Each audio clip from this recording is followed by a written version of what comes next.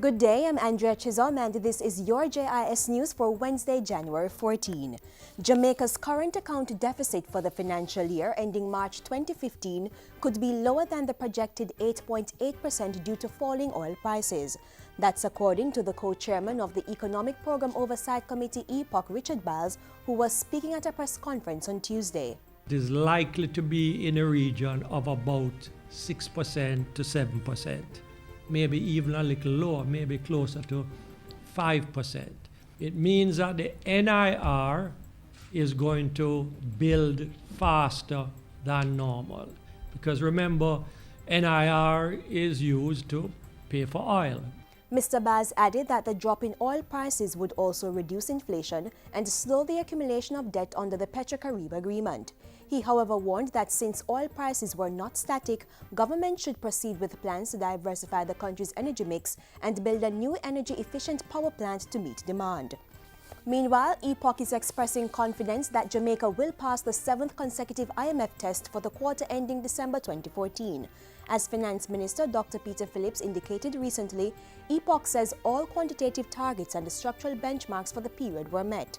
Mr. Baz explained that the primary balance for April to November was $54.4 billion, over $6 billion more than budgeted. The net international reserves NIR as at December 2014 stood at approximately $2 billion, approximately $1 billion more than budgeted. There are two taxes of note that overperformed. One of them is PAYE, which is $1.7 billion more than budget, and tax on interest that is up by nearly $3 billion above the budget. However, total tax revenues were about $8.1 billion below budget. Government in turn cut expenditure by $16.4 billion. The Green Paper for the creation of Special Economic Zones SEZ'S was tabled in Parliament on Tuesday. SEZ'S will support government's ongoing initiative to establish Jamaica as the logistics hub of the Americas. Industry, Investment and Commerce Minister Anthony Hilton said the Green Paper was developed following wide-scale consultation with local and international stakeholders. SEZ'S will replace the current free zones and will be promoted and facilitated as a strategy to attract and retain targeted investments and will catalyze and sustain economic activity across various sectors of the Jamaican economy. Mr. Hilton added that in order to protect existing free zones, the Free Zone Council was reactivated to oversee their transition to special economic zones. The Green Paper also outlines labor market reform initiatives to attract employment.